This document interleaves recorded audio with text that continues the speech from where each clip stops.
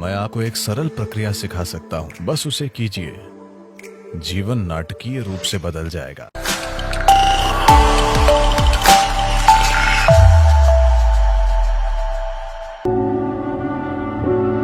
एक ऐसी बुद्धिमत्ता जिसे आपने कभी सोचा नहीं था कि संभव है, वो आपकी होगी।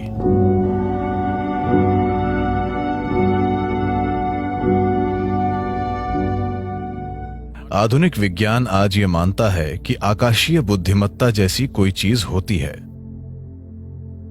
यानी अंतरिक्ष या खाली स्थान में एक तरह की बुद्धिमत्ता है। ये बुद्धिमत्ता आपके लिए काम करती है या आपके खिलाफ काम करती है, ये चीज आपके जीवन की प्रकृति तय करेगी। आप एक धन्य प्राणी होंगे या बाकी जीवन भर मुश्किलों से लड़ते रहेंगे, ये बस इस पर निर्भर करता है कि ये आकाशीय बुद्धिमत्ता आपके साथ कैसा बर्ताव करती है।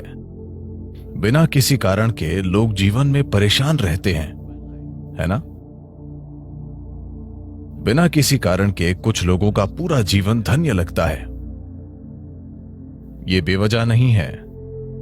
इसकी वजह है कि आप या तो सचेतन रूप से या फिर अनजाने में इस विशाल बुद्धिमत्ता का to get the cooperation of this larger intelligence which is functioning. सहयोग प्राप्त करने में सक्षम हैं। जब मैं आकाशीय या अंतरिक्ष या पांचवा तत्व कहता हूं, तो इसे पांचवा तत्व कहना ठीक नहीं है, क्योंकि यही सबसे अहम तत्व है। बाकी दूसरे चार बस उसके ऊपर काम करते हैं। मूल तत्व आकाश या अंतरिक्ष है, इसी पर दूसरे चार काम करते हैं। हम यहां एक गोल ग्रह पर बैठे हैं और यह घूम रहा है। पृथ्वी का घूमना, सौर मंडल, हर चीज, मैं चाहता हूं कि आप ये जान लें कि आकाश ने हर चीज को अपने स्थान पर थाम रखा है। आप अपने स्थान पर अपने आप नहीं बैठे हैं, इसीलिए नहीं कि आपके पास बैठने के लिए नितंब हैं। आप अपनी जगह पर सिर्फ इसलिए बैठे हैं क्योंकि आकाश ने आपको थाम रखा है ना? You think it's your buttock? आपको लगता है कि यह नितंब की वजह से है, आपके नितंब से नहीं। आकाश ने आपको थाम रखा है। आकाश ने पृथ्वी को अपनी जगह पर थाम रखा है। यह आकाश है जिसने सौर मंडल को थाम रखा है। यह आकाश है जिसने इस आकाश गंगा को थाम रखा है।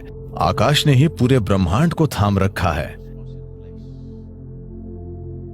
और कोई तार नहीं बंधा है।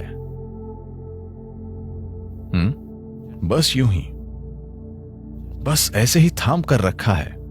अब ये आकाश, अगर आप जानते हैं कि इसका सहयोग कैसे लें, अगर आप जानते हैं कि अपने जीवन में आकाश का सहयोग कैसे प्राप्त करना है, तो आपका जीवन धन्य होगा।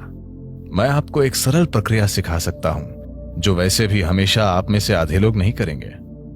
आप बस इतना कीजिए।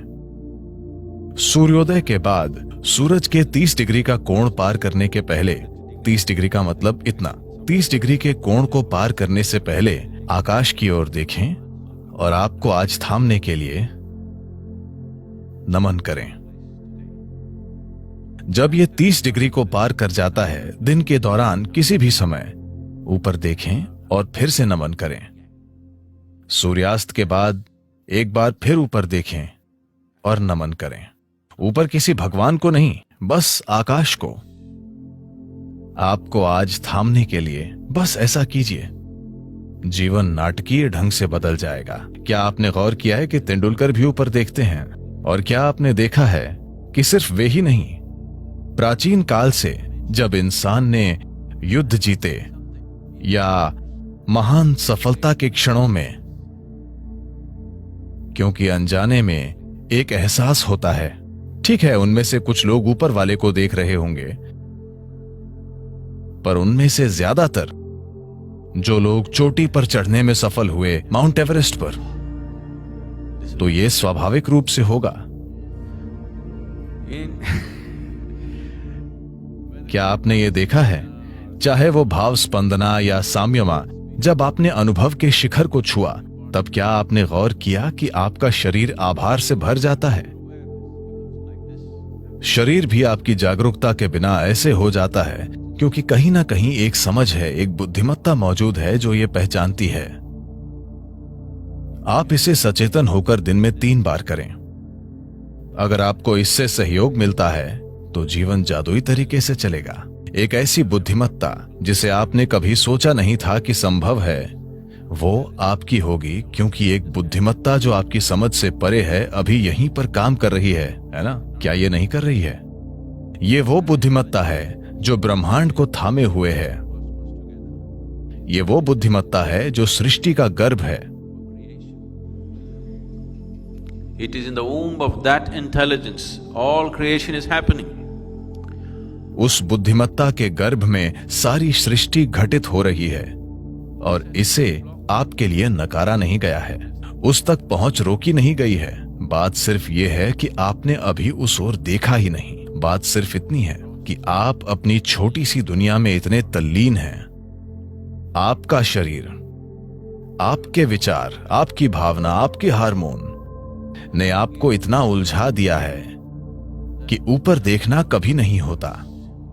आप परे की किसी चीज पर कभी ध्यान नहीं देते क्योंकि ये छोटी छोटी चीजें आप पर हावी हो गई हैं। इसी को हम माया कहते हैं। यही माया है।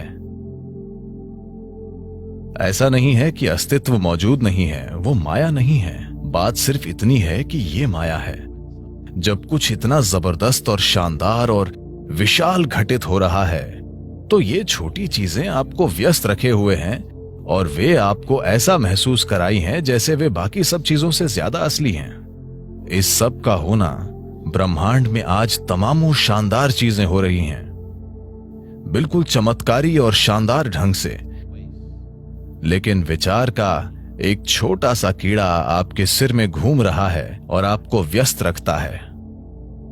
आया नहीं? यही माया है। क्या आप समझे?